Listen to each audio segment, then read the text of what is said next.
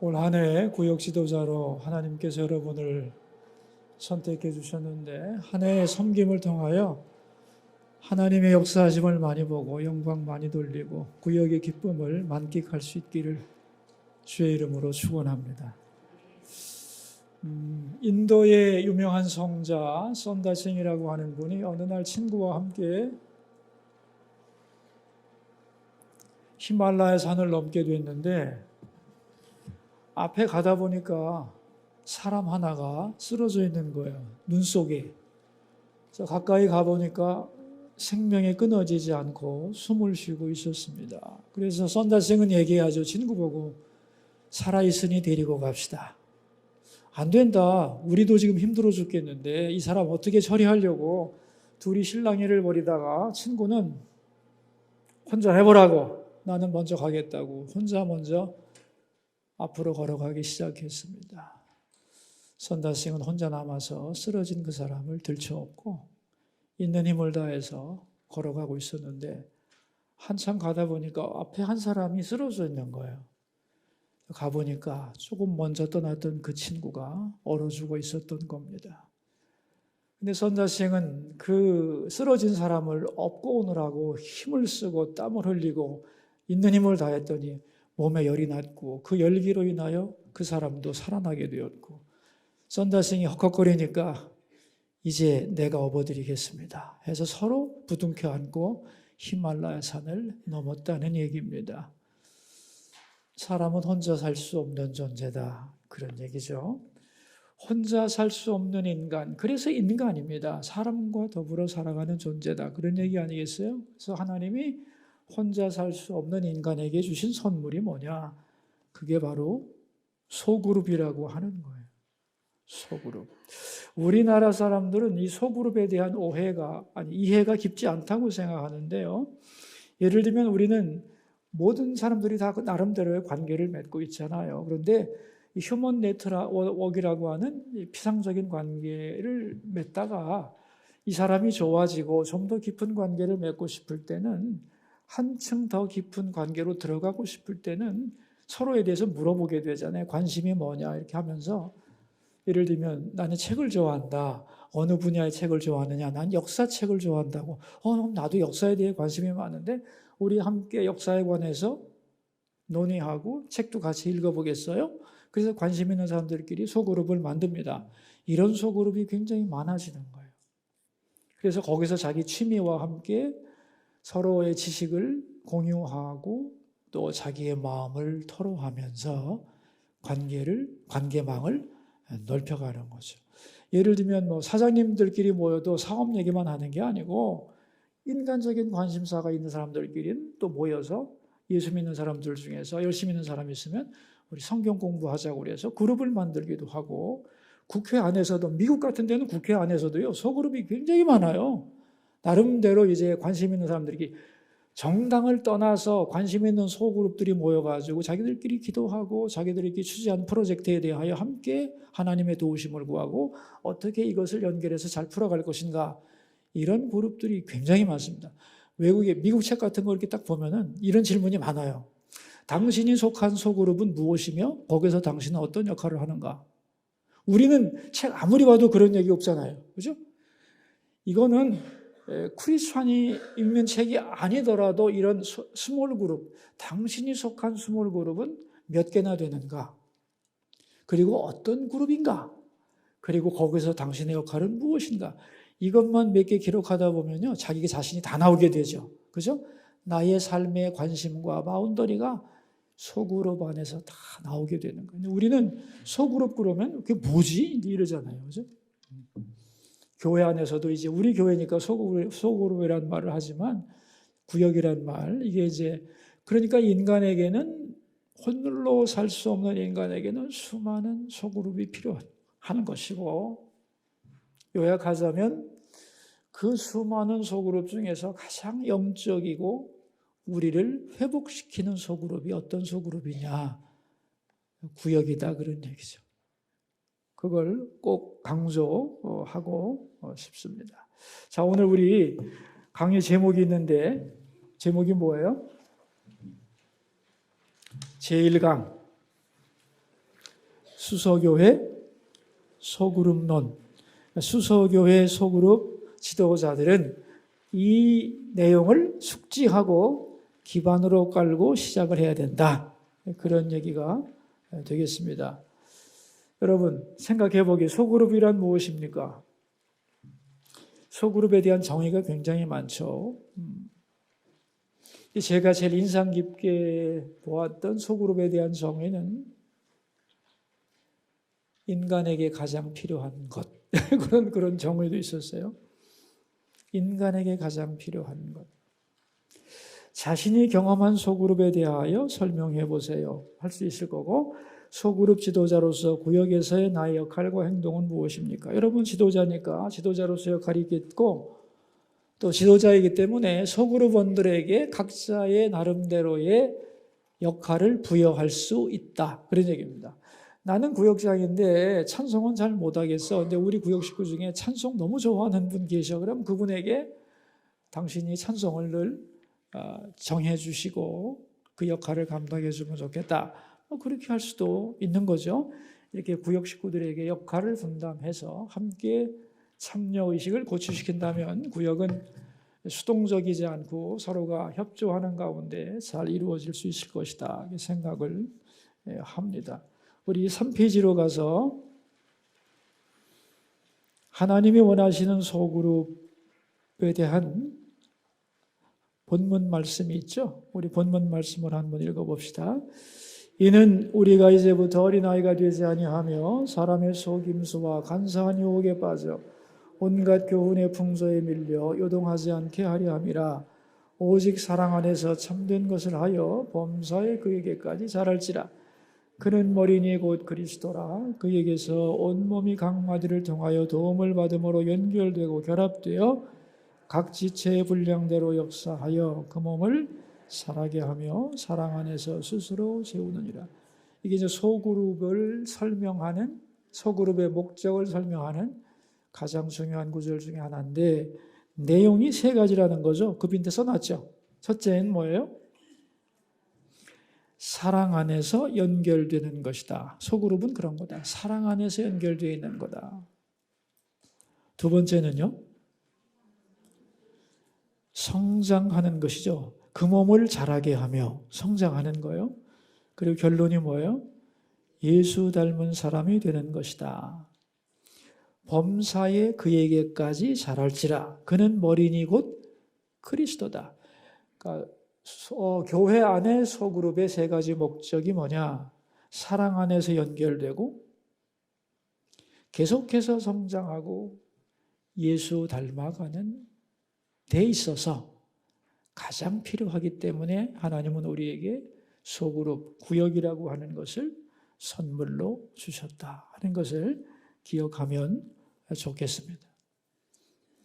자, 그 다음에는 이제 소그룹의 기원과 발전 과정인데, 성경에서 구역에 대한 이야기를 어떻게 하고 있느냐 하는 거죠. 먼저는 구약 성경에서 시편 16편 6절입니다. 같이 한번 읽어봐요. 내게 줄로 재어준 구역은 아름다운 곳에 있으며 나의 기업이 실로 아름답도다. 여기 구역이라고 하는 말이 처음으로 등장합니다. 여러분, 시편 16편은 다윗이 사울에게서 쫓겨다닐 때 지은 시예요. 그런데 어떤 말이 나오냐면 1절에 주여 내가 주께로 피하나이다 이런 말이 나오고, 2절에는 주밖에는 나의 복이 없습니다. 그렇게 고백을 해요. 쫓기는 사람으로서 내가 신뢰하고 의지할 분은 주님밖에 없습니다 라고 말한 후에 3절에 바로 뭐라고 나오냐면은 땅에 있는 성도들은 존귀한 자들이니 나의 모든 즐거움이 그들에게 있도다 하는 고백이 나옵니다. 왜 갑자기 이 말이 튀어나왔을까? 성서학자들은 그런 말을 하고 있어요. 왕에게 쫓겨다니는 다윗의 이 두려움과 이 막막함을 위로한 다윗의 소그룹이 있었을 거라고 보는 거죠. 그걸 뭐라고 불렀냐면 성도들, 땅에 있는 성도들이라고 하는 말로 표현을 하고 있는 것이죠. 아마도 이랬지 않았을까 생각합니다. 다윗, 지금 당신의 고난은 의미가 있습니다. 우리가 당신을 위하여 기도하겠습니다. 끝까지 믿음으로 승리하십시오. 하나님께서 함께 하셔서 선을 이루실 것을 믿습니다.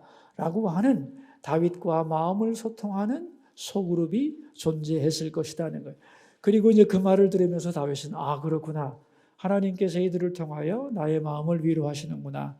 이런 분들이 나를 잊지 않고 기도해 준다는 것이 얼마나 고마운 일인가 하면서 그들에게서 위로와 기쁨을 얻은 것이다. 그렇게 생각을 하고 있는 것입니다.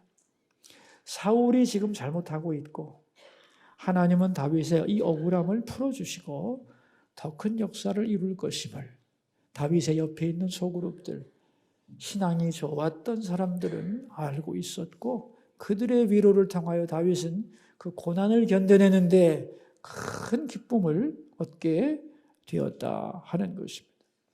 그래서 다윗은 이제 마지막으로 고백하는 거죠. 내게 줄로 재어준 구역은 아름다운 곳에 있다고 얘기하는 겁니다. 그러니까 복이라고 하는 게 다윗은 세 가지라고 생각했어요. 첫째는 하나님만이 나의 복이고, 그리고 하나님이 보내신 성도들, 믿음의 교제 그룹이 나의 복이고, 그리고 내게 주어진 이 현실이 바로 줄로 재어진 이 현실이 나의 복이다. 그렇게 고백을 한 거죠. 우리로 말하자면 여러분, 하나님이 우리의 복이시고, 그죠? 우리에게 함께 신앙생활하도록 주신 우리의 믿음의 친구들이 복이고, 그리고 내 삶의 모든 현장, 그게 나의 복이다. 그런 고백 아니겠어요? 여러분, 이런 사람들은 행복할 수밖에 없는 거죠. 위에는 하나님이 계시고 옆에는 믿음의 공동체가 있고, 그죠? 그리고 내게 맡겨주신 이 내 삶의 모든 것을 복으로 받아들이는 우리 모두가 되기를 바랍니다. 구약에서 시편에서 구역을 말했다면은 신약에서는 사도행전 2장에서 가정교회가 등장하게 되죠. 여러분, 초대교회는 교회가 있었어요, 없었어요? 초대교회라고 우리는 말하지만 그 당시에 교회 건물이 있었어요, 없었어요? 없었어요. 초대교회는 교회가 다 어디에서 시작했느냐? 가정에서 시작한 거예요. 하나님을 섬기고 예수를 그리스도로 영접한 가정들에서 모임을 가진 거죠. 그리고 이제 사도들이 그러한 가정을 방문하면서 거기서 예배가 이루어지고 그랬던 거예요. 그러니까 옛날에는 교회 간다고 할 때 어떤 정해진 건물로 가는 게 아니라 누구네 집에 가는 거죠. 그러니까 가정이 없었다면 교회는 시작될 수가 없었다. 우리는 그렇게 기억을 하면 될 겁니다. 그러니까 가정에서 모이는 거니까 장소에 제약이 없잖아요. 그죠?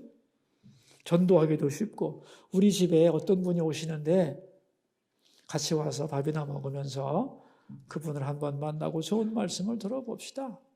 그게 예배고 전도고 교제였다는 거예요. 그리고 이제 베드로라고 하는 분이 이제 우리 집에 오시게 되면은 훌륭한 분이 오시는데 우리 집에 한번 오시라고 그래서 가까운 사람들 모아서 함께 먹고 말씀 듣고 은혜 받고, 그죠? 그게 바로 교회였던 거예요. 거기서 한 일이 뭐예요? 첫째는 예배 드렸잖아요. 하나님께 경배하고, 그죠? 서로 친교하고 먹고 서로 사랑하고. 그게 요즘 구역에서 이루어지는 바로 그러한 일이었다. 그런 얘기입니다. 그래서 교회의 시작은 가정이었고, 사실은 교회의 부흥도 가정 안에 있는 겁니다.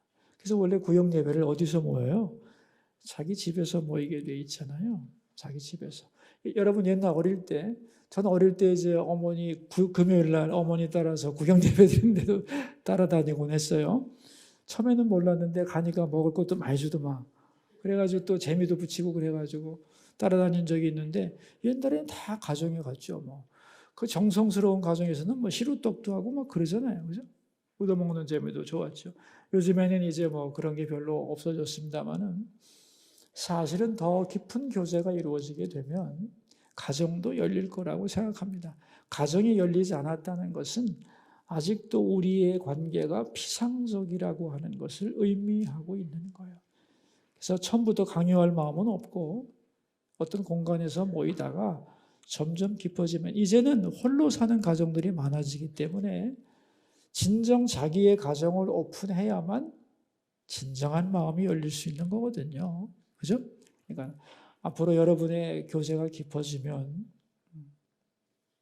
내 가정을 오픈해도 아무 문제가 없는 그런 관계로 사실은 깊어져야 할 거라고 생각을 합니다. 초대교회는 가정에서 말씀을 배우고 함께 기도하고 먹고 마셨다. 거기서 엄청난 신앙의 성장과 능력이 발휘되었다. 그게 우리 구역의 신약적 기초입니다. 자, 우리 다음 페이지로 가시면 뭐가 있냐면은 5페이지에 기독교 역사 속에서 구역은 어떻게 발전했는가 하는 건데 요한 웨슬레가 이런 말을 했습니다. 세계는 나의 교구다 그랬어요. 감리교에서 원래 구역이라고 하는 것이 제일 먼저 발달이 됐어요. 여러분 감리교를 영어로 메소디스트라고 하거든요. 메소디스트인데 메소드라고 하는 게 뭐냐면 방법이란 뜻이에요. 방법. 그러니까 메소디스트 그러면은 방법론자들 그런 뜻이에요. 원래는 좋은 뜻이 아니었어요. 모든 걸 다 규칙을 정해놓고 그 규칙대로 행하는 걸 좋아하는 사람들이다. 이게 메소디스트라는 말의 의미예요. 그러니까 이 웨슬레라고 하는 분 자체가 규칙을 정하고 그 규칙을 함께 지켜나감을 통하여 구역을 발전시켰어요. 감리교에서 처음 구역을 만들 때 어떻게 만들었냐면은 5명에서 10명 이내에 성도들을 규모를 조직하고 매주 금요일마다 모이고 그리고 순차적으로 교인들의 가정을 순회하면서 하나님의 말씀을 배우기도 하고 신앙의 훈련과 봉사를 감당했던 거예요. 지금 구역하고 거의 똑같아요. 그래서 이 감리교에서 이 구역 속회라고 그러죠.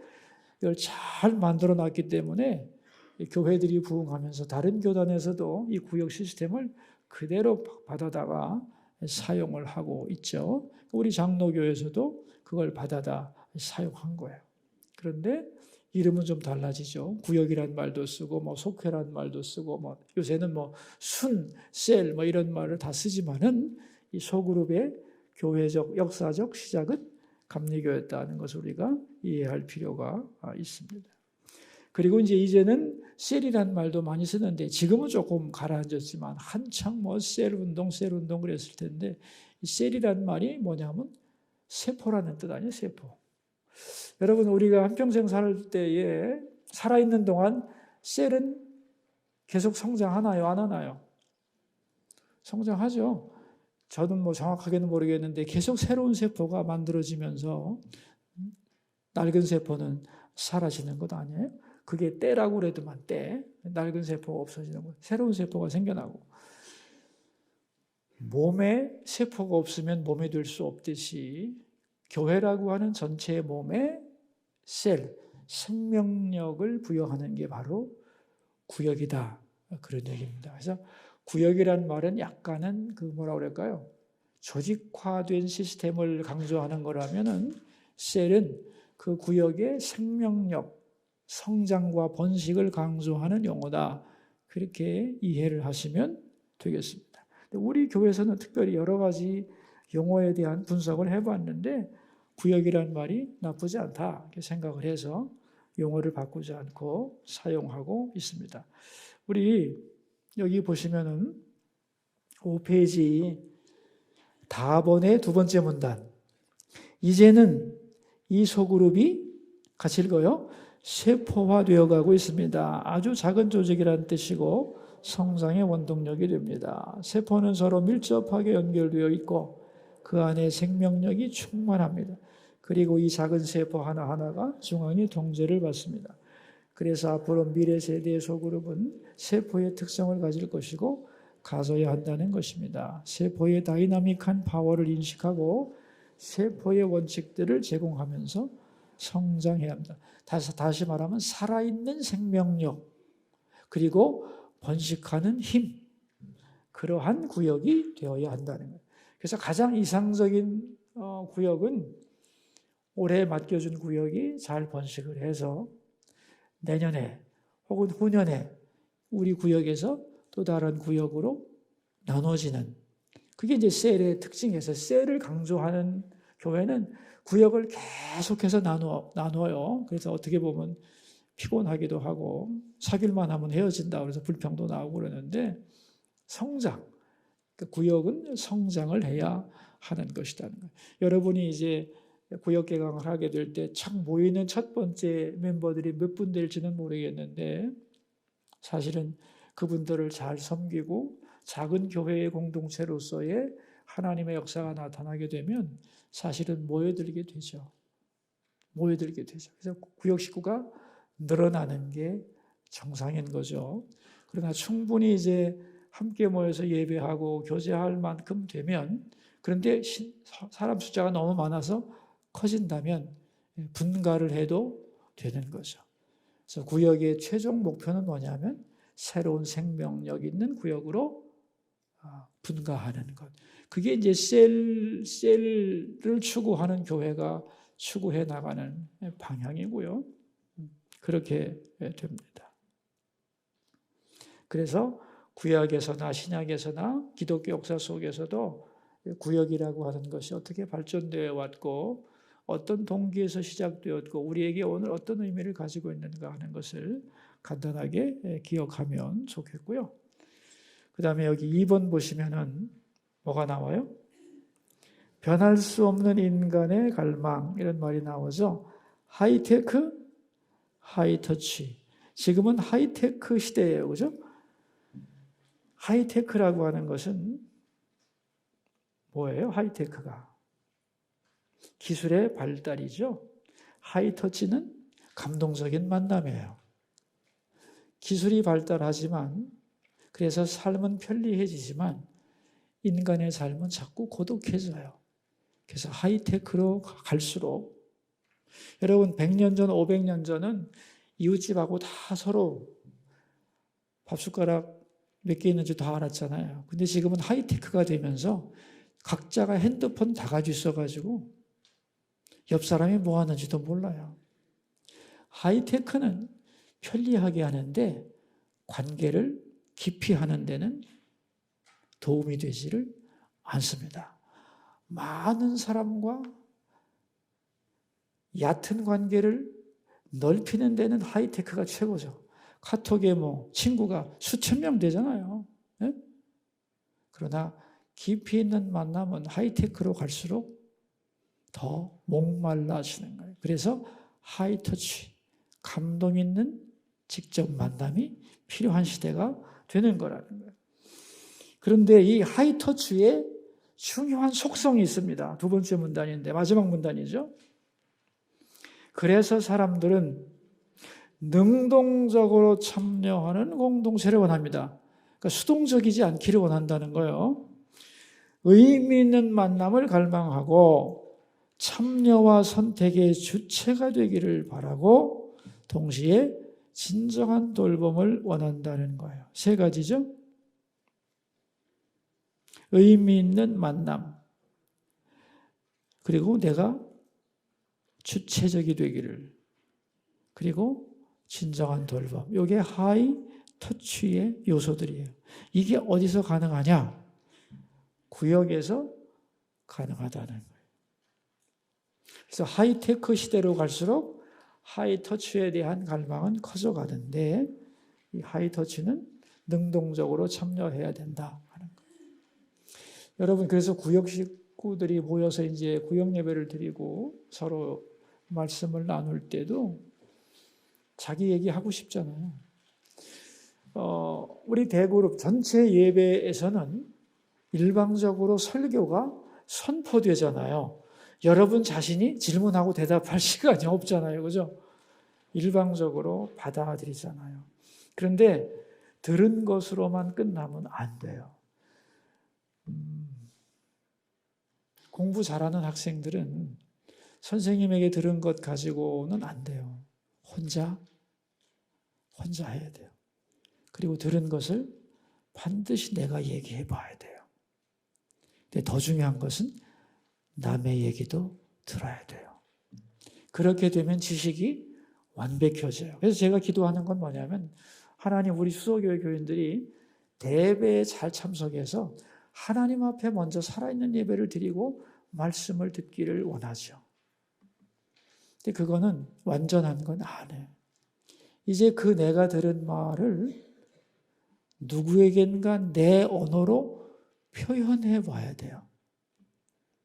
그리고 다른 사람은 그 말씀을 듣고 어떻게 고백하는지를 같이 듣게 되면 그 말씀에 대한 입체적인 이해와 적용이 나올 수가 있는 거예요.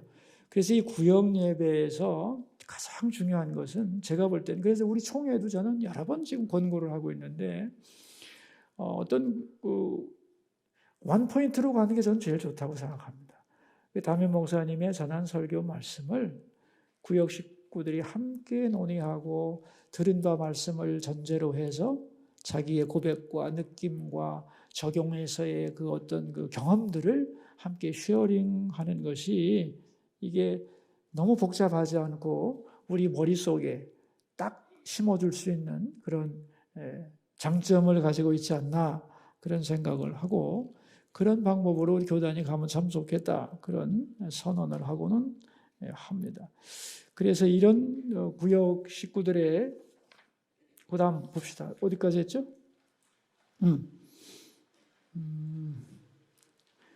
하이테크 시대 하이터치 그죠? 그 다음 두 번째가 뭐예요? 다음 페이지로 가면 영적 공동체의 필요성입니다.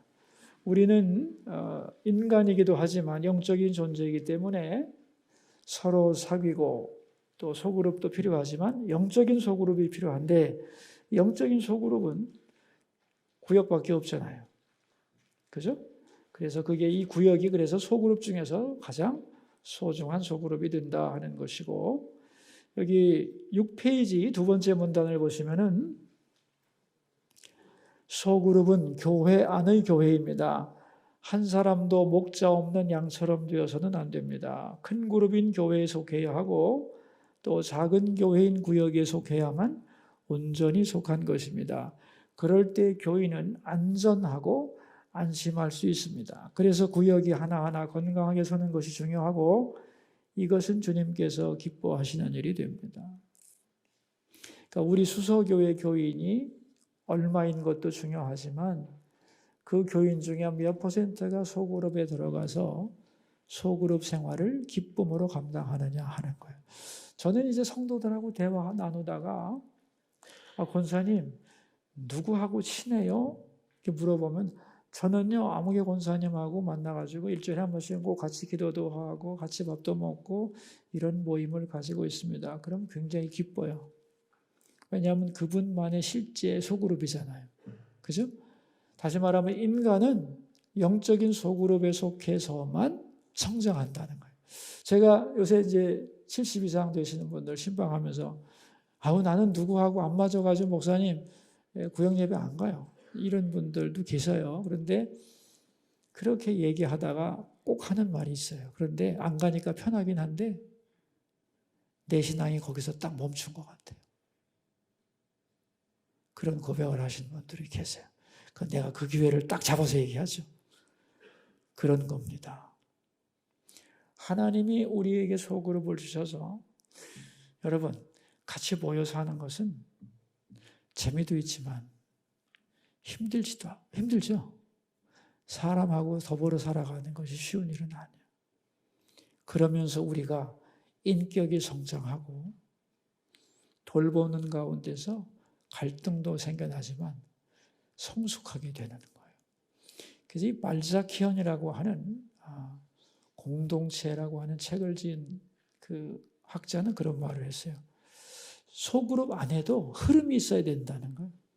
그래서 소그룹에 대한 실험을 요즘 굉장히 많이 합니다. 이 시대가 지금 각박해지고 개별화되면서 이 시대의 이슈 중에 하나가 뭐냐면 공동체라는 이슈고, 그 공동체라는 이슈가 소그룹이라는 단어로 나타나서 소그룹에 대한 연구가 굉장히 많은데, 우리 생각에는 최고 엘리트들만 딱 모아놓으면 그 소그룹은 굉장히 좋을 것 같죠. 수없이 실험을 해봤는데 안 되는 거예요. 소그룹 안에도 흐름이 있어야 된다. 흐름. 여러분, 흐름이 있으려면 높낮이가 있어야 되는 거예요. 똑같은 부자, 똑같이 많이 배운 사람, 똑같이 사회적으로 유명한 사람들이 딱 모이면 최고의 소그룹이 될 것 같지만 아니요. 그 안에서는 돌보는 사람과 돌봄 받는 사람과, 그죠? 이러한 흐름이 반드시 존재해야 된다. 아유, 저 사람만 없으면 참 우리 구역 좋겠는데. 그럴 것 같지만 아닙니다. 하나님이 왜 넣어주셨는가를 우리가 믿음으로 받아들이고, 줄로 재어준 구역은 아름다운 곳에 있다는 고백을 하고, 하나님이 우리를 묶어주신 데는 이유가 있다. 서로 돌보고 치료받고 회복하는 과제로 우리에게 주신 최고의 선물이라고 구역 식구들을 영접하는 마음을 가지면 좋겠습니다. 그래서 이제 이 진정한 만남을 요구하는, 즉 하이터치를 요구하는 이 시대에 소그룹은 필요하고, 더구나 우리 구역은 영적인 공동체로서의 장점을 가지고 있다. 그런 얘기. 그리고 마지막 세 번째, 다 TLC. 이게 중요한 거예요. TLC. TLC가 뭐예요? Tender, Loving Care. 부드러운 사랑의 돌봄. 주님의 사랑과 말씀으로, 그리고 기도로, 그리고 사랑으로. 텐더 러빙 케어가 인간의 갈망을 해결하는 가장 좋은 방법이고, 이걸 가장 완벽하게 할 수 있는 것이 교회 안에 있는 구역이라는 것을 우리가 꼭 기억을 하기를 바랍니다. 그러니까 그 다음에 나오죠. 3번, 소그룹이란 무엇인가? 교회 안에 교회, 수소교회 안에 또 작은 교회. 여러분은 구역 지도자니까 작은 교회의 지도자라는 것을 잊지 않기를 바라고요. 거기 나오죠. 여러분이 이 작은 교회의 목자이심을 기억하십시오. 목자의 은사가 있는 사람이 있습니다. 피터 와그너가 은사를 분석을 하면서 목자의 은사라고 하는 은사의 이름을 정했어요. 이 은사의 특징은 뭐냐면 몇 명 안 되는 10명 이내의 영혼을 사랑으로 잘 돌보는데 탁월한 재능과 열매를 거두는 능력을 말한다. 이것이 평신도들이 가진 소중한 은사인데 목자의 은사가 있기 때문에 구역이 성립한다는 거예요. 그리고 사실은 구역장이 되면 하나님이 은사를 부어주신다고 믿습니다. 하나님께서 여러분들에게, 구역 지도자들에게 이 말씀을 따라서 순종하려고 할 때에 목자의 은사를 부어주시는 거예요. 기름 부으심을 하나님이 내게 허락하신다는 걸 믿고 나가야 하는 거죠. 근데 은사를 조사해 보면은 목자의 은사가 몇 프로냐? 10%에서 15%가 나와요. 딱 맞는 거 아니에요. 전체를 100으로 봤을 때 10%의 은사를 가진 사람들이 10명 정도의 소그룹을 인도할 수 있는 목자의 은사를 가진 사람들이 10% 있다는 건 뭐예요? 모든 사람을 다 나름대로 소그룹으로 나눠서 돌볼 수 있는 은사를 하나님은 이미 교회 안에 부여하셨다는 뜻이에요. 교회는 그걸 잘 찾아서 그런 사람들을 지도자로 배치하는 것이고, 저는 여러분들이 목자의 은사를 가지셨다고 생각하고 또 순종하며 나갈 때 하나님께서 목자의 은사를 부어주셔서 여러분들에게 맡겨진 작은 교회를 한 해 동안 잘 섬기게 될 것이라고 믿습니다. 자, 우리 6페이지 맨 밑에 보면은 소그룹이란 두 번째, 접촉 가능한 생명 공동체다. 접촉 가능이란 뭐예요? 구역의 규모나 거리를 말합니다. 모든 교인이 다 만날 수는 없으나 구역은 언제나 지역적으로, 정서적으로, 그리고 규모 면에서도 소수이기 때문에 접촉할 수 있고, 이런 접촉이 영적으로 이루어지면 그 안에서 생명의 역사가 나타나게 되는 겁니다. 이 한 구절 한 구절 안에 너무 많은 내용을 담고 있어서 설명을 다 하기는 뭐하지만 이 구절, 이 용어 자체를 잘 한번 읽어보시면 접촉 가능한 생명 공동체.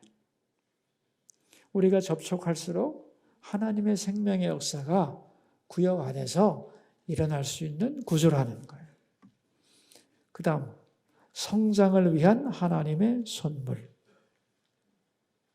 이 소그룹이 잘 운영이 되면 소그룹도 잘 되지만 전체 교회가 성장하게 되는 거죠. 새 신자가 많이 들어온다고 교회가 성장하는 것은 아닙니다. 이건 외적 성장이고 중요한 것은 구역이 성장을 해야 진정한 성장이 된다는 거죠. 그래서 구역은 성장을 위한 하나님의 선물입니다. 구역 모임의 숫자가 늘어나는 것은 중요한 발전입니다. 여러분, 우리 교회 구역이 예를 들면 100개가 있다고 할 때에 한 구역에서 한 명만 늘어나도 교회로서는 어마어마한 거잖아요. 그죠? 이 구역에서의 한 명의 소그룹의 보강이라고 하는 게 얼마나 중요한 건지. 그리고 소그룹에 잘 정착을 하게 되면 교인들이 교회에 관심과 사랑을 갖게 돼 있어요. 그래서 교회 내의 여러 기관들이 다 중요하지만 정말 성도들의 신앙생활을 위해서는 소그룹이 안정되고 활성화되는 것보다 더 중요한 것은 하나도 없습니다. 그래서 이 구역 지도자들의 역할이 너무너무 소중한 거예요. 여러분 한 분 한 분이 작은 교회를 이끌고 가시는 하나님의 목자라 생각을 하시고, 하나님이 이 귀한 소명을 나에게 주셨고 잘 감당하고자 할 때 사실은 처음에는 힘도 들고 또 상처도 받을 수 있어요. 하나님이 위로해 주시고 여러분 자신을 이 시간을 통하여 가장 잘 빚어가실 거라고 저는 믿습니다. 자, 우리 4번 보십시다. 소그룹에서 나는 어떤 역할을 해야 되는가 하는 것인데요. 자, 우리 먼저 용어를 한번 읽어보죠. 가번. 리더인가 팔로워인가. 소그룹 지도자는 소그룹의 리더인 건 분명하죠. 한 10년 전만 해도 교회 안에서 리더십이라는 얘기를 굉장히 많이 했어요. 교회 리더십. 그런데 이제는 리더십이라는 말을 잘 안 써요. 왜 안 쓰냐면은 리더답지 못한 리더가 너무 많기 때문이고, 교회의 지도자들에게 리더라고 하는 말을 붙여줬더니 성장을 위하여 노력하지 않더라는 거예요. 나 이미 리더인데 뭐 배우려고 하질 않더라는 거예요. 뭔가 문제가 있다 생각한 거죠. 우리는 끝없이 그리스도를 향하여 성장해야 되는데 나는 이미 지도자이기 때문에 더 이상 배울 게 없다, 이런 생각이 든다는 거죠. 그래서 용어를 바꾸기로 했어요. 뭐로 바꾸기로 했을까요? 팔로워. 팔로워가 뭔지 알죠? 근데 여기에 중요한 건 앞에 뭐가 붙느냐? Jesus follower예요. 교회 지도자들은 다른 사람을 이끄는 리더가 아니라 먼저 그리스도를 따르는 자들이다, 그런 뜻이에요. 내가 그리스도를 따르기 때문에 내 뒤에 있는 사람은 내 뒷모습을 보고 따라오는 거죠. 그런 의미에서의 follower라는 말을 이해하시면 되겠어요. 여러분, 그런 말 있잖아요. 부모님이 자식을 가르칠 때 앞에서 가르칠 수 없다고. 앞에서 가르친다는 건 뭐냐면 요건 이렇게 해라, 저건 저렇게 해라 하고 지시하는 건데, 지시를 통해서 배우는 아이는 없다는 거예요. 그럼 뭘 통해서 배우나? 부모의 뒷모습. 부모의 앞모습을 통해 배우는 게 아니라 부모의 뒷모습. 우리 엄마가 기도하던 그 모습. 교회 갈 때 행복해 하시던 그 모습. 뒷모습을 보고 배우는 거예요. 그래서 교회 지도자들은 뭐냐? Jesus follower. 여러분도 그러실 거 아니에요. 황명한 목사가 리더가 되기보다는 주님의 뒤를 잘 따라가는 모습을 보여줄 때 그런 목사님이 더 좋지 않겠어요? 어떻게 생각하세요? 그런 개념이에요, 여러분. 우리는 리더야. 역할은 리더지만 다른 구역 식구보다 더 먼저 내가 예수님 따라가는 모습을 보여주는 것. 그게 최고의 리더십을 발휘하는 방법이다. 그런 의미에서 우리는 리더지만 Jesus follower로서의 모습을 가져야 한다는 것. 자, 두 번째는 뭐예요? giver or sharer. giver는 주는 자고 sharer는 나누는 자입니다. 구역 지도자들이 기버라고 생각하면 안 돼요. 기버가 되면 뭐냐면 우열이 생겨나요. 주는 자와 받는 자가 생겨나게 되면 안 돼요. 물질을 주고 지식을 주고 아닙니다. 나누는 거예요. 공유한다는 거예요. 공유한다. 공유 개념이 뭐냐면 각자가 잘하는 음식을 하나씩 가지고 와서 나눠 먹는다고 합시다. 나는 준 것이기도 하지만 받기도 한 거죠. 그런데 나눌수록 풍성해지는 거예요. 기버가 되면 배터리가 나가는 거예요. 다 일방적으로 소비하니까. 근데 언제 그렇게 하라고 안 그랬잖아요. 나누는 거예요. 나는 요리를 한 가지만 했는데 5가정에서 가져오니까 5개를 먹을 수 있는 거예요. 그것도 다 맛있는 것으로. 그래서 나눌수록 풍성해지는 거예요. 그죠? 그게 구역의 묘미이다. 그런 얘기죠. 그러니까 여러분은 기본적으로 지도자이며 기버예요. 그러나 셔러로서의 정체성을 잊어버리면 안 된다는. 나누면서 부유해지는 것이다. 돌보면서 돌봄을 받는 것이다. 그래서 이 용어를 잘 이해하셔야 되고, 세 번째가 뭐예요? 매니저냐 서번트냐. 매니저는 조직 관리자예요. 조직 관리자. 우리 구역 식구가 몇 명이니까 뭐 어쩌고 다 통제하고 관리할 수 있지만 매니저는 펜때만 움직이면 되죠. 그러나 서번트는 뭐냐면 섬기는 자라는 거예요. 섬기는 마음으로 돌보는 거죠. 그죠? 서번트 의식이 없으면, 즉 섬기는 자의 의식이 없으면 진정한 매니지먼트가 안 된다는 거예요. 서번트로서의 매니저, 쉐어러로서의 기버, 팔로워로서의 리더. 이게 구역 지도자의 자세를 설명하는 용어가 되겠습니다. 우리 8페이지 보시면 이걸 정리를 이렇게 해놨죠. 같이 한번 읽어봐요. 구역장은 사실 리더이지만 팔로워 개념을 가지라는 것이고, 주는 자이지만 나누는 마음을 가지라는 것이고, 매니지먼트 해야 하지만 서번트의 자세를 가지라는 것입니다. 이것이 목자의 은사를 활용하는 것입니다. 자, 우리 소그룹이 하는 일 다 알고 계시겠지만, 첫째는 예배와 교육이죠. 이거 수직적인 거예요. 수직적인 것. 둘째 줄에 이렇게 나오죠. 교회 안에서 제일 친해지는 비결은 뭐예요? 제일 친해지는 비결. 함께 은혜를 받으면 제일 친해지는 거예요. 그러니까 먹을 거 사다 놓고 게임을 해가지고 친해지자 하고 떠다민다고 친해지는 건 아니고, 같이 그 자리에서 하나님의 은혜를 받을 때 제일 많이 친해지는 거예요. 사실은 은혜로운 예배를 함께 드리면서 우리는 하나가 되는 거죠. 그죠? 그리고 이제 거기서 받은 은혜를 나누면서 친교와 섬김을 갖게 되는 것이고요. 여러분 이 나본에서 우리 나본을 한번 꼼꼼하게 읽어볼까요? 신교와 섬김은 수평적인 것입니다. 먼저 예배를 중시하고 진정한 쉐어링을 할 때 여기에서 희로애락을 나누게 되고 참된 연합의 역사가 일어나게 됩니다. 구역장이 필요하시다 생각되면 신방하십시오.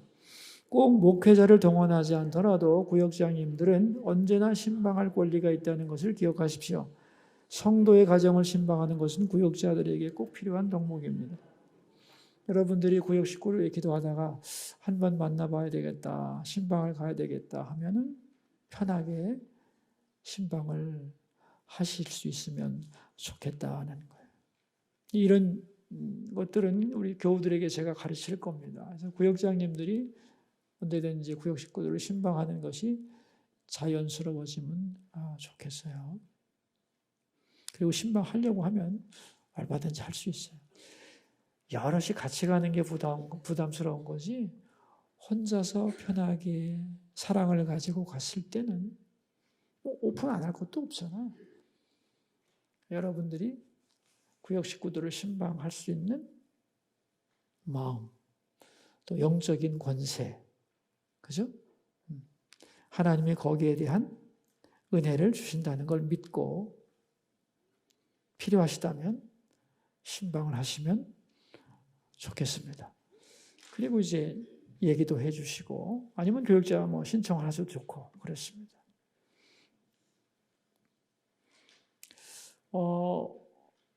2025년부터는 구역 지도자들이 꼭 해주실 게 있는데요. 구역 보고서를 일요일이나 월요일까지 내주시면 참 좋겠다고 생각해요. 제가 이걸 몇 년 동안 고민하다가 작년 말에 우리 교역자들에게도 얘기를 하고 그랬는데 우리 교역자님들이 이제 월요일을 쉬시잖아요. 화요일 날 딱 근무를 시작하게 되면 성도님들이 주일날 출석을 하셨는지 어떤 일이 있는지를 파악하는데 목요일, 금요일까지 가요.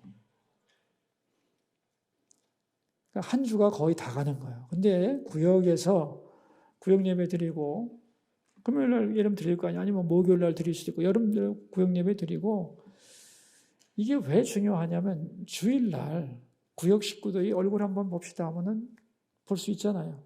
아니면 눈에 띄기도 하고 우리 구역 식구가 5명인데 나 빼고 4명 주일 예배 출석했는가 안 했는가 파악할 수 있거든요. 그래서 누구가 못 왔다는 것만 알려주시면은 화요일부터 조치가 들어가잖아요. 교육자님들이 신방도 할 수 있고 전화도 할 수 있고 왜 못 왔는지 파악할 수 있잖아요. 그러면 그 주간에 파악이 다 끝나요. 조치를 취할 수가 있는 거예요. 근데 이게 한 주가 늦어지고 2주가 늦어지다 보면은 교육자님들이 자기가 맡은 교우들이 출석했는지 못했는지를 파악하는데 너무너무 오래 걸려요. 심지어는 1년이 걸려도 그분이 왔는지 안 왔는지 모를 수도 있어요. 아주 집중하지 않으면. 여러분들이 구역 예배에 오신 것과 주일 예배 우리 구역 식구들이 파악해 오셨는가를 한번 파악해 주는 것은 굉장히 좋은데 여러분들은 쉽잖아요. 주일 예배, 주일날 못 봤네. 얼굴 보고 싶었는데 그럼 뭐 때문에 못 가서 얘기할 거 아니에요. 그럼 금방 알 수 있잖아요. 여러분은 서너 명이기 때문에 알 수 있어요. 그 정보가 들어오게 되면 교육자님들은 화요일부터 바로 신방도 갈 수 있고 대안을 세울 수 있어요. 무슨 일이 있었는지를. 근데 그쪽에서 얘기 안 해주면 여러분들이 얘기를 안 해주면 교육자님들이 파악하는 데는 굉장히 오랜 시간이 걸리게 되고 다른 일로 미루다 보면은 한 달에 가도 연락을 못 할 수가 있어요. 그렇게 되면 교회의 교회와의 관계의 밀접성이 아주 뚝 떨어지게 돼 있어요. 그래서 올해부터는 꼭 구역 예배 보고서 뗄 때 금요일 날 내지 마시고 주일 오후나 월요일 중에 내주시면 우리 교육자님들이 일하시는데 훨씬 큰 도움을 주고 여러분이 교회 사역에 큰 도움을 주시는 아주 중요한 사역을 감당하실 수 있다 생각해서 여러분들에게 꼭 부탁드립니다. 월요일까지. 다 앱 있잖아요. 그죠? 보내주시면 되고 이것 때문에 주일날 한번 얼굴 볼 수도 있고 아니면 한번 물어보는 것 자체가 또 신방이거든요. 신방이라는 게 뭐 복잡하게 생각하면 집으로 찾아가서 뭐 밥 먹으면서 하는 게 신방이지만 전화 한 번만 해도 신방이 되잖아요. 그런 것을 그러면 구역도 훨씬 더 이렇게 대화의 소재와 밀집도가 생겨날 거고 교회는 교회대로 성도님들을 파악하는데 큰 도움이 되겠습니다. 교역자의 사역의 효율성을 극대화할 수 있는 방법이 뭐냐? 인원을 늘린다고 되는 게 아니에요. 구역장님들이 주일 출석 보고서만 빨리 보내주시면 훨씬 더 효율적인 목회를 할 수 있다고 생각을 합니다. 꼭 부탁드리고요. 마지막에 이게 선교의 그물망이라는 말씀도 수직 수평과 함께 이제 그물망, 선교도 그물을 던져서 고기를 잡는 건데 그물이 그물되는 이유는 촘촘하다는 거죠. 내가 어떤 한 사람을 선도하기는 쉽지 않지만 구역이 함께 어떤 사람을 지역에 있는 어떠한 사람을 전도하는 것은 구역 식구들이 힘을 모으면 간단하게 망을 칠 수 있는 거예요. 그래서 선교에도 소그룹은 아주 소중하다. 그런 말씀이에요. 자, 우리 10페이지로 가서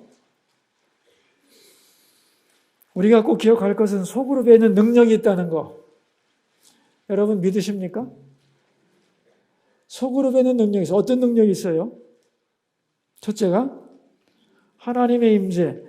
두세 사람이 내 이름으로 모인 곳에는 나도 그들 중에 있느니라. 우리가 3명이 모였던 4명이 모였던 예배하는 거기에 주님이 계시잖아요. 그죠? 그걸 믿는 것이 너무너무 소중한 거예요. 자, 두 번째. 뭐가 일어나요? 영육간의 치유. 이르시되 너희가 너희 하나님 나 여호와의 말을 들어 순종하고 내가 보기에 의를 행하며 내 계명에 귀를 기울이며 내 모든 규례를 지키면 내가 애굽 사람에게 내린 모든 질병 중 하나도 너희에게 내리지 아니하리니 나는 너희를 치료하는 여호와입니다. 하나님은 치료하시는 분인데 구역에서도 치유 역사가 일어날 수 있어요. 함께 기도하는 그곳에서. 그래서 나는 그 교구장님이나 구역장 권사님들이 그 아픈 분들이 있으면 구역 예배 때 꼭 좀 기도해 주시고 해 주실 수 있죠? 손잡고 손 붙잡고 기도하시고 주의 이름으로 명령하시고 지금 우리나라가 지금 얼마나 지금 소용돌이 속에 있습니까? 근데 세계 기도 네트워크에 있는 사람들은 한국을 위해서 기도하는 외국인들이 무지하게 많습니다. 대한민국을 위하여 하나님의 기름이 부어지시도록 치유해 주시고 이 엄청난 소란을 통하여 하나님이 새로운 나라 세우시기를 위하여 간구하는 전 세계 기독교인들이 무지하게 많습니다. 여러분도 기도하셔야 되고 이게 얼마나 대단한 파워인지. 그래서 하나님께서 우리나라를 이 위기에서 다시 건지셔서 새로운 빛을 발하는 나라로 다음 세대가 정말 살아갈 만한 아름다운 국가로 새롭게 변화시켜 줄 거라고 믿는데 이런 함께 기도하는 힘들이 얼마나 큰 겁니까, 여러분? 그리고 우리 구역 식구 안에 아픈 사람이 구역에서 함께 기도했는데 치유받은 경험이 생겨나면 여러분에게도 얼마나 큰 용기와 그죠? 담대함이 생겨나겠어요. 바로 이러한 말씀을 근거로 선포하면서 기도할 수 있기를 바라요. 네? 대한민국 회복시켜 주세요. 나도 좋지만 대한민국이 예수의 이름으로 회복될지어다. 그죠? 명령하고 기도하고 또 우리 구역 식구도 아픈 사람 위해서 기도하고 문제를 위해서 기도하고 여러분이 담대해지셔야 돼요. 하나님께서 여러분에게 보이지 않는 임명장을 주신 거 아니에요. 아니 보이는 임명장도 주셨지. 여러분이 거기에 대한 확신을 가지고 구역 예배 드릴 때에 하나님이 여기 계시고 하나님이 우리를 치유하시는 분이라는 것을 고백하면서 선포하면 힘이 나오게 된다. 자, 우리 밑에 나오잖아요. 하나님이 구역장님들에게 주신 능력입니다. 주의 이름으로 모인 곳에 주신 권세입니다. 우리가 그 권세를 사용하지 않아서 그렇지 담대히 선포하다 보면 그것이 믿음이 되어 역사가 나타납니다. 세 번째, 영적 가족 경험. 그러므로 이제부터 너희는 외인도 아니요 나그네도 아니요 오직 성도들과 동일한 시민이요 하나님의 권속이라. 하나님께서 주신 영적 가족이다. 구역 식구란 그런 것이다. 그런 거죠.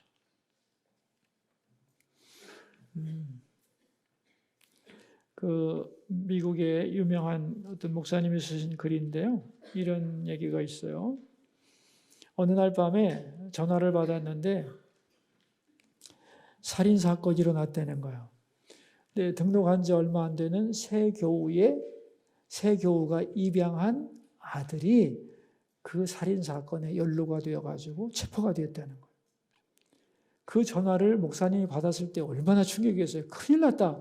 어떻게 하면 좋은가 하고 일단 전화를 받고 그 집으로 딱 달려갔는데, 딱 달려갔더니 어떤 일이 있었느냐. 구역 식구들이 그 집에 모여가지고 이렇게 하고 있었다는 거예요.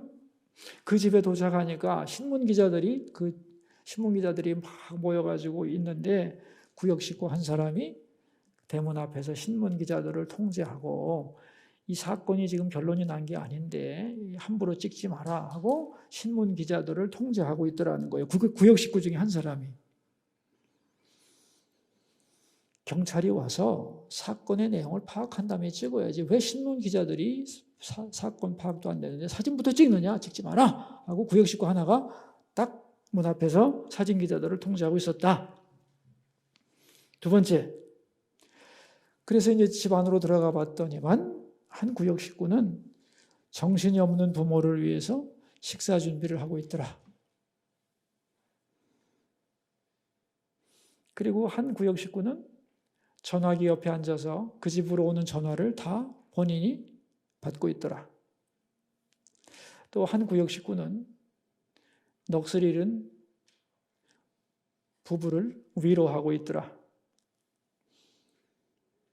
그래서 이제 목사님이 들어가서 기도를 한 다음에 그 새신자를 보고 제가 뭘 도와드릴 수 있을까요? 그랬더니 그 새신자 하는 말, 없어요, 목사님. 구역 식구들이 다 도와주고 있습니다. 이제는 어떤 일이 있더라도 제 마음을 추스릴 수 있어요. 제가 혼자가 아니라는 것을 알았으니까요. 정말 감사합니다. 그 목사님이 쓴 글이에요. 그들의 사역은 얼마나 아름다운가. 그 구역 식구들이 하는 일이 얼마나 아름다운가. 구역이란 그런 것이다. 함께 예배도 드리고 기도하고 위로도 하지만 문제가 생겼을 때는 영적인 가족이 되어 각자가 할 수 있는 일을 맡아서 함으로써 한 가정을 절망에서 구원해내는 놀라운 능력을 발휘하면서 구역의 힘과 그 아름다운 사역을 대한 고백을 쓴 글입니다. 어때요? 그렇게 이런 구역으로 우리가 성장해 가야 할 거라고 생각을 합니다. 그래서 내가 혼자가 아니구나. 하나님이 이분들을 나의 영적인 형제 자매로, 영적 가족으로 주셨구나 하는 그런 고백이 구역에서 있다면 더 바랄 게 없겠죠. 사실은 하나님이 우리에게 그렇게 주셨는데 우리가 활용을 못하고 있는 게 아닌가 그런 생각을 합니다.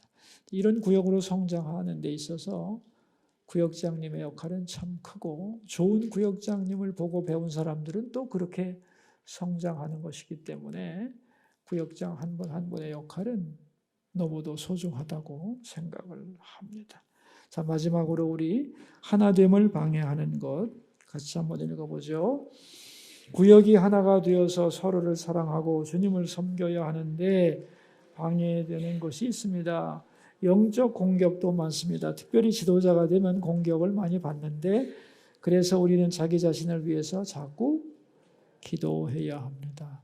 여러분 구역원으로 있을 때보다 구역장으로 있을 때는 힘들고 긴장도 되고 공격도 받고 속상하기도 하고 그렇습니다. 그래서 자기를 위해서 또 먼저 방어 기도를 꼭 해야 합니다. 하나님 이 일 하다가 낙담하지 않도록 끝까지 하나님이 주신 이 사명을 은혜로 감당할 수 있도록 그렇게 기도해야 되고 구역 식구들에게도 구역장을 위해 기도해달라고 부탁을 하기를 바라요.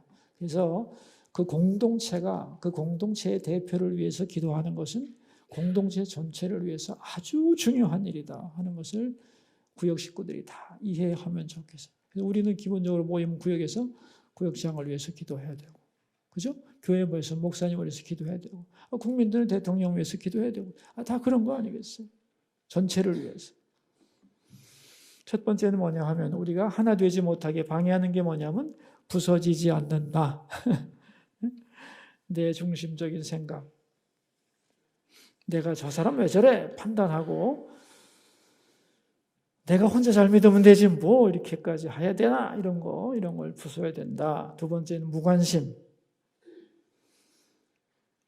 형식적인 만남.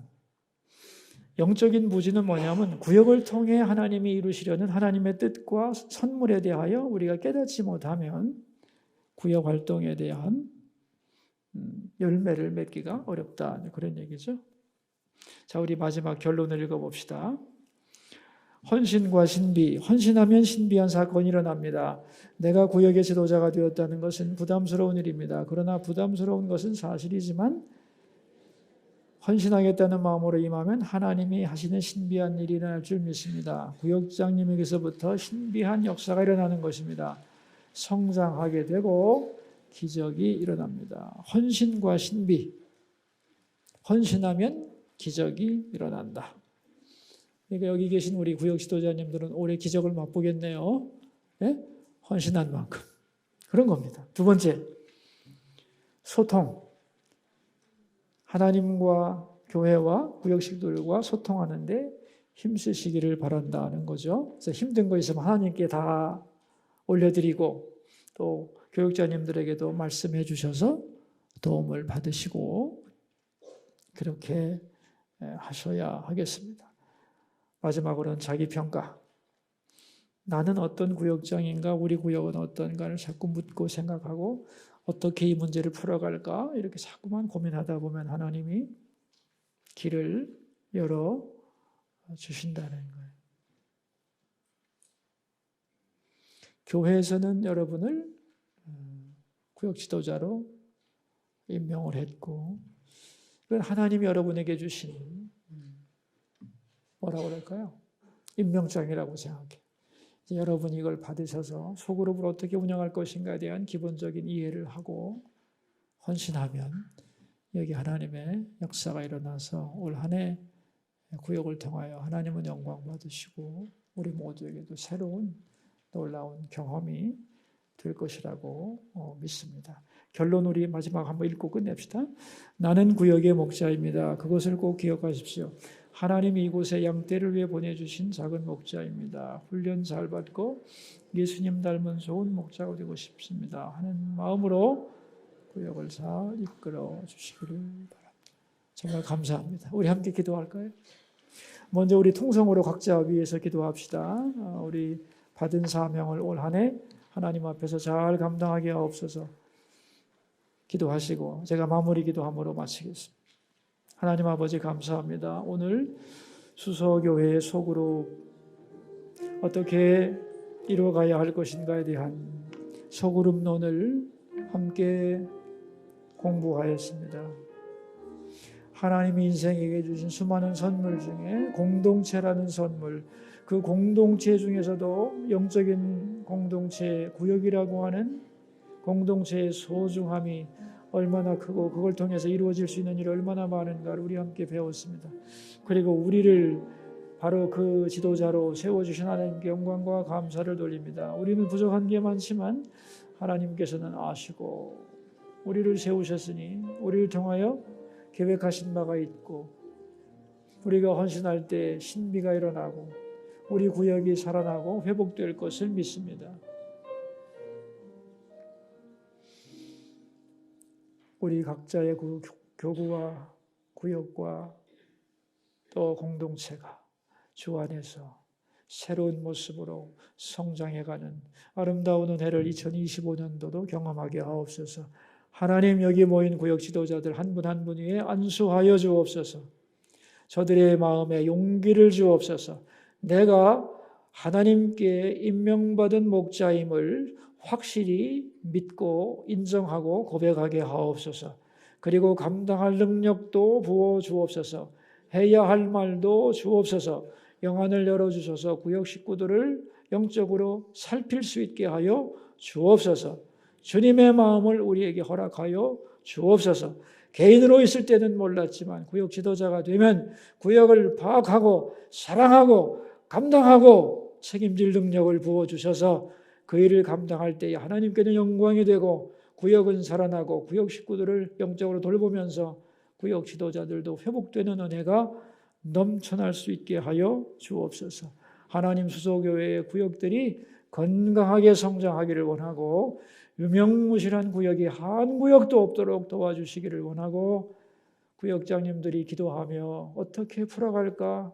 어떻게 우리 구역을 견고하게 성장시킬까 고민할 때마다 가장 좋은 방법을 가르쳐 주셔서 우리의 구역들이 꿈틀거리고 생명력을 얻으며 하나님이 주시는 은혜 가운데서 마른 뼈들이 살아나고 그들이 군대가 되어서 하나님의 뜻을 실천해 나가는 아름다운 구역들로 한 구역 한 구역 일어나게 하옵소서. 그리고 먼저 구역 지도자들을 일으켜 주시옵소서. 그들에게 성령을 부어주시고 감당할 능력과 하나님에게 순종하는 믿음을 주시고 그들이 헌신할 때에 하나님 수많은 신비들이 우리의 간증이 되도록 복내려 주옵소서. 지금은 교회의 머리가 되시는 우리 주 예수 그리스도의 은혜와 우리를 구역 지도자로 세워주신 하나님의 크고 놀라운 사랑과 감당할 능력을 날마다 새롭게 부어주시는 성령의 교통하심이 사랑하는 수서의 모든 구역 지도자들 머리 위에 지금부터 영원까지 함께 하시기를 축원하옵나이다. 아멘.